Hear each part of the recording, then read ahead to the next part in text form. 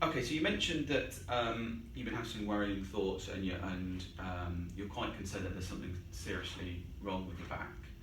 Yeah. How often do you think about your back in a day, if you put a percentage on it? Maybe about 70%.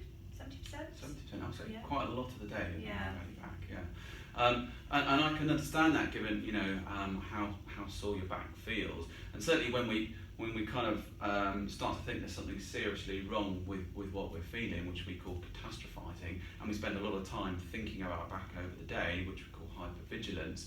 These two factors combined can really make the area very acutely aware of any pull, any strain, any pop, any click, and attribute something serious to that, when actually that's part of normal daily business. For example, if I got you to think about your big toe in your right shoe 70% of your day, do you think you'd feel it? Like, if you really focus on that big toe now, can you feel it like pushing at the edge of your trainer? Yeah.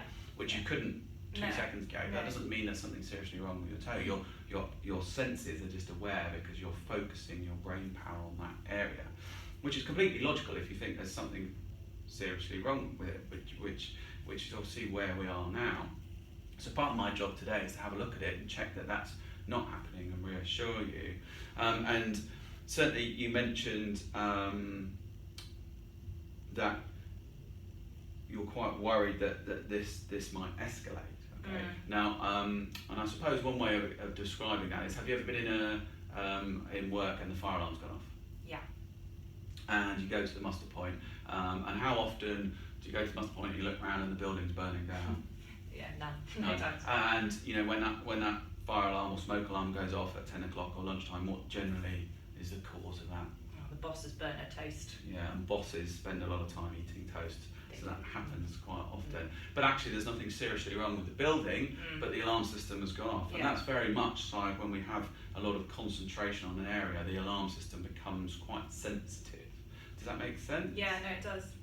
Okay, and you mentioned that because of this, one of the main aggravating factors you mentioned here was that you now don't put your son into the cot at night, correct? Yeah, just when I lean down, kind of put him in, I can just feel the disc bulging, and it's just horrible. It just hurts. And Okay, and that's very logical then. If that's what your thinking's going on, that's something to avoid. And certainly, if I felt that was going on, I'd probably be doing the same thing. So I understand that. But actually, we can't feel discs bulge, and because what we're doing is spending a lot of time focusing on that area, we're probably altering the physiology of the muscles and the ligaments and the joints and making them really aware, like a sensitive smoke alarm, to any sort of strain. So when you're feeling a pull of a tight muscle, you're attributing it to a kind of a serious structure.